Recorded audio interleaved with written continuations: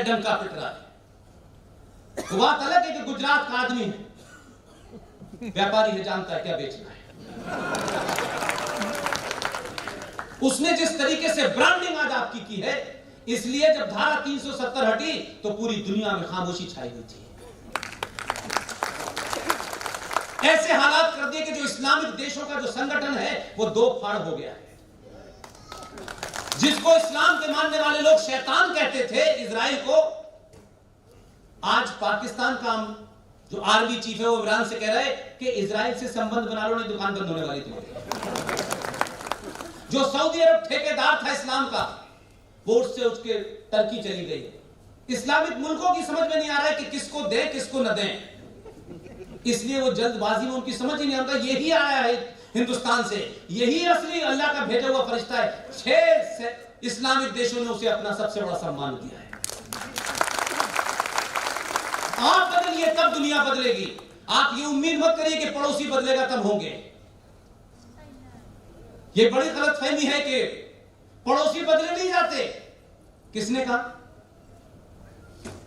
East Pakistan को बदल दिया हमने, बॉर्डर पे बदल गया कि नहीं बदल गया? तो बॉर्डर पे अगर शक्ति होगी आपके, तो पड़ोसी बदल जाएगा, अपने चरित्र में भी बदल जाएगा और अपने ज्योग्राफिया में भी बदल जाएगा। आपके फंडे क्लियर होने चाहिए। ये जो ताकतें आपको डरा रही हैं, इनको लगता है कि शायद 2014 का भारत है। जो लोग चाइना की मदद से 370 वापस लाने की बात कर रहे हैं, उन्होंने अपने मकान का नंबर भी 370 से मिटा दिया है। आप चाणक्य देश के लोग हैं। इतिहास को जरा सा भी पहचानेंगे तो आपके अंदर डर नाम की चीज नहीं होगी।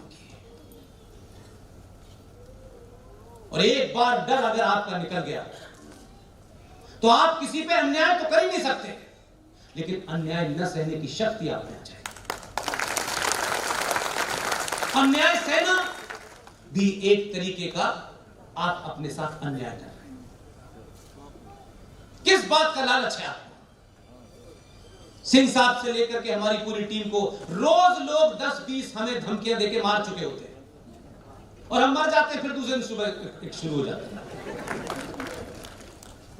कोई आपको नहीं मार सकता। और जो आपको धमकी दे रहा है उससे भी कहना, जरा कुरान शरीफ पढ़ा है, कहां पढ़ा है, पूछो पेज नंबर पे क्या लिखा हुआ है। जब तक उसकी मर्जी नहीं है कोई नहीं मार सकता। उसकी मर्जी अभी है नहीं तो मेरी सुनो।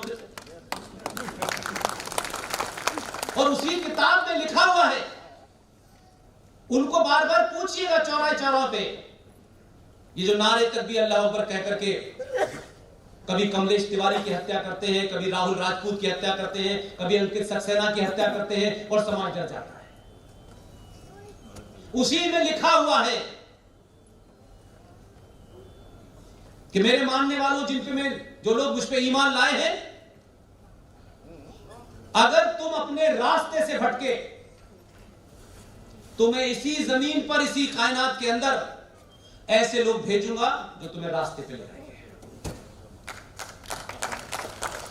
ऐसा तो नहीं है कि अल्लाह मियां अलग से लोग पैदा करते हैं, भगवान अलग से पैदा करता है। ये बात अलग है कि अल्लाह मियां की समझ में नहीं आया, लेकिन भगवान ने हमको जैसा भेजा था हम वैसे ही ऊपर जाते हैं। उनके अल्लाह मियां ने कोई कमजोरी छोड़ दी थी तो काट पीट करके उन्होंने पूरी कर दी। अगर अल्लाह यकीन है, अल्लाह पे यकीन था और अल्लाह सब कुछ जानता था, तो उसको पता नहीं था कि थोड़ी काट छाट करके भेजना है। और हमें ही गाली दे रहे हो। अरे हमने कैंची न बनाई होती तो तुम मुसलमान ना होते।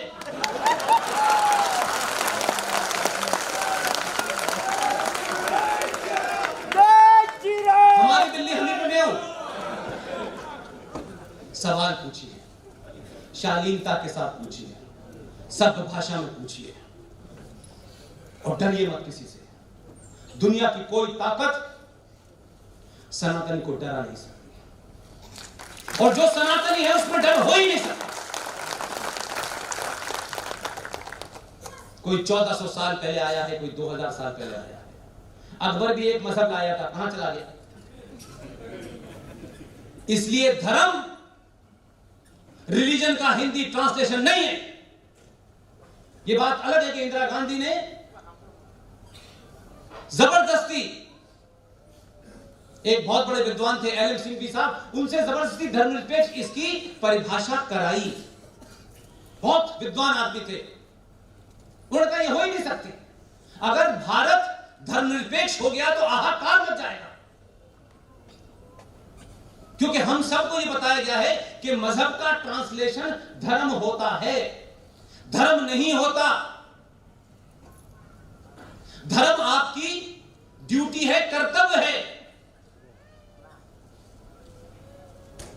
धर्म अनादिकाल से है, अनंत तक है, और जब तक ये सृष्टि रहेगी सनातन रहेगा। मजहब आएंगे जाएंगे मिट जाएंगे, बहुत सारे आए बहुत सारे चले गए। ईरान में क्या था, क्या हो गया? आज टर्की के अंदर क्या हो रहा है? चर्चों को कन्वर्ट करके मस्जिदें बनाई जा रही हैं। और मैं तो बहुत पहले से कह रहा हूं, अगर इतने ही इस्लामिक आर्किटेक्चर के दीवाने थे जो यहां के छोटे भाई का पजामा बड़े भाई का कुर्ता पहने हुए चिल्लाते हैं, हम तो देखिए साहब ताजमहल हमारा है और ताजमहल से हिंदुस्तान की सरकार चल रही है। इतने ही ताजमहल और कुतुब मीनार बनाने वाले थे तो सऊदी अरब में एक आध कुतुब मीनार और ताजमहल दिखाओ मुझे। जवाब दीजिए तथ्यों के साथ में। इसलिए मैं ये मानता हूं कि कल 26 दिसंबर है। नैरेटिव कैसे बनते हैं और कैसे आने वाली जनरेशन को इनकलकेट किया जाता है, ये सारे बड़े लोगों का काम है। लेकिन हमारे बीच में ऐसे भी स्वार्थी हैं जिन्होंने अपने तत्कालिक फायदे के लिए ऐसे नैरेटिव बनाए। हम सत्ता में बैठे रहे, ऐसा नैरेटिव बनाओ। आप सत्ता पे बैठे या न बैठे, ऐसा नैरेटिव बनाओ जिससे हजारों साल तक सनातन मजबूत हो। 14 नवंबर को कौन पैदा हुआ था? नहीं सॉरी थे तो इंसानी हो, हाँ तो वो मिल। लेकिन उस बालक ने ऐसा कौन सा क्रांतिकारी काम किया था कि उस दिन हम बाल दिवस मनाते हैं? मुझे बताइए जरा, 2 मिनट सोचिए कि हम अपने बच्चों को जो कहें कि आज बाल दिवस है, तो बाल दिवस क्या है? चाचा नेहरू, तो चाचा नेहरू की बाल अवस्था में उन्होंने कौन सा ऐसा काम किया था? वो तो जो काम बाल अवस्था में करने चाहिए थे वो बुढ़ापे में कर रहे थे।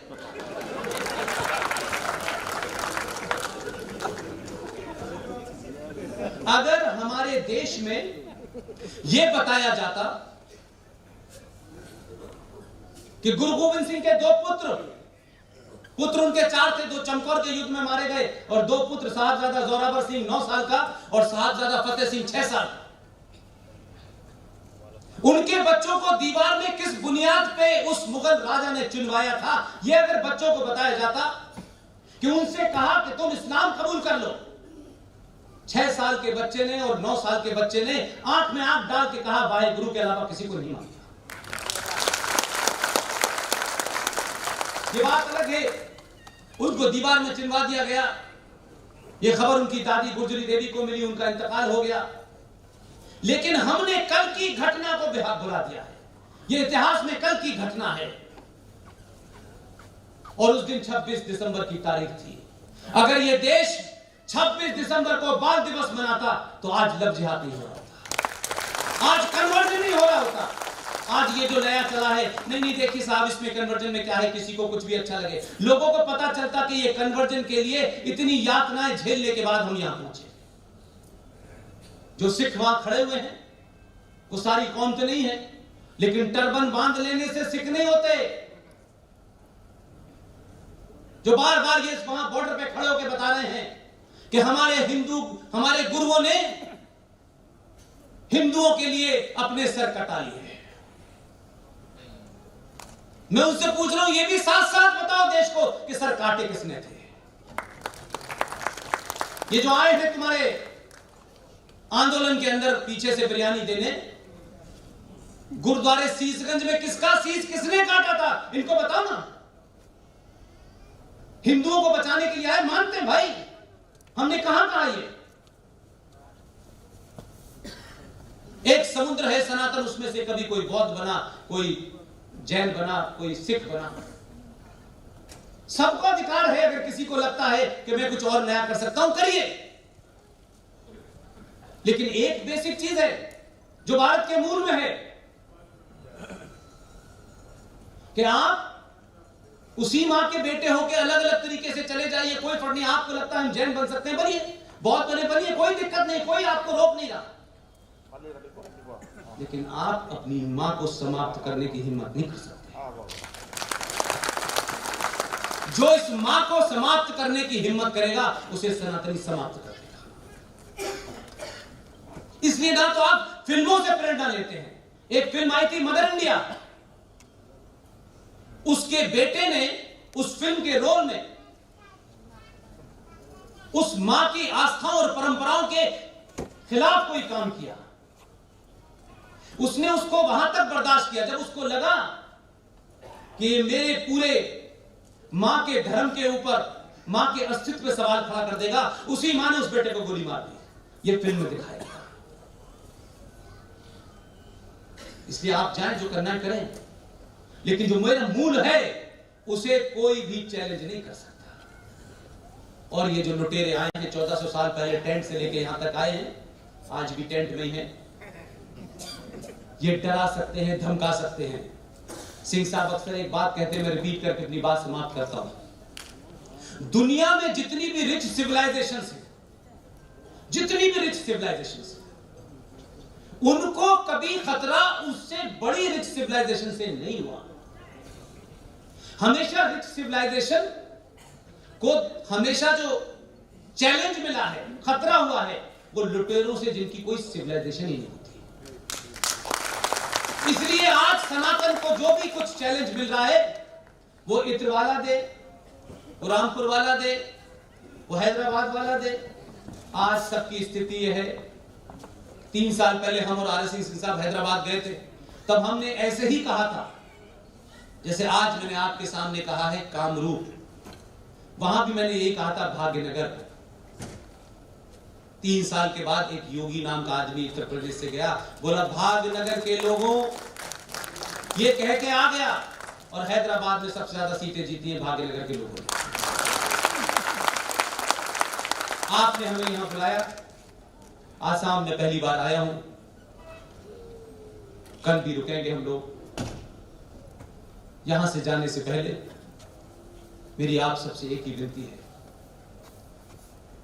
इस लड़ाई में, इस युद्ध में न हमारी कोई पार्टी है, न हमारा कोई संगठन है। हम जनरली मानते हैं कि सीमाओं में बंधने से आदमी अपने दिमाग को भी बांध लेता है। इसलिए हमने आह्वान करा हुआ है कि हम 5 करोड़ लोगों तक देश में पहुंचेंगे और इतनी बात समझाएंगे उनको। बाकी जिंदगी वो कैसे जीते हैं, किस पार्टी को वोट देते हैं, ये हमारा इंटरेस्ट नहीं है। आखिर यही देश के लोग किसी और पार्टी को वोट दे रहे थे ना 2014 से पहले। ऐसा तो नहीं था कि बाहर से आके लोगों ने वोट दे दिया। 5 करोड़ लोगों तक हम पहुंचेंगे और उन 5 करोड़ लोगों से फिर हम इस देश के 100 करोड़ लोग तक पहुंचेंगे। हो सकता है इस मुहिम में हम ना भी रहें, लेकिन आप सबको उसका एक अंग बनना है।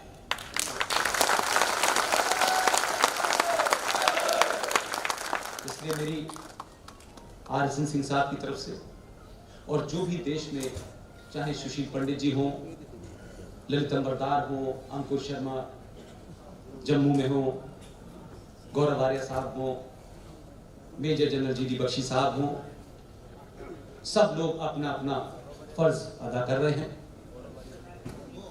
हम सबको अपनी भूमिका तय करनी चाहिए।